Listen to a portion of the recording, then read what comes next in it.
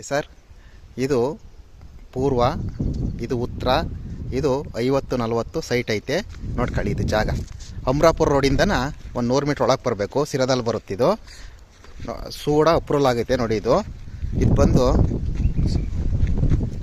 3750 ರೂಪಾಯಿ ಅಡಿ ಹೇಳಿದ್ದಾರೆ ಇದನ್ನು ನೋಡಿ. ಇದು ಅಮರಾಪುರ ರೋಡಿಂದ ಒಳಗಡೆ ಬರಬೇಕು ನೋಡ್ಕೊಳ್ಳಿ. 100 ಮೀಟ್ರ್ ಆಗುತ್ತೆ.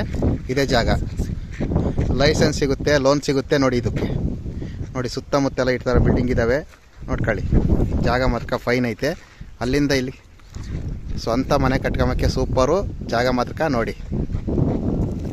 ಎರಡು ಕಡೆ 30 ಅಡಿ ರೋಡು ನೋಡ್ಕೊಳ್ಳಿ. ಇದು ನೋಡಿ, ಎರಡು ಕಡೆ 30 ಅಡಿ ರೋಡು ನೋಡ್ಕೊಳ್ಳಿ.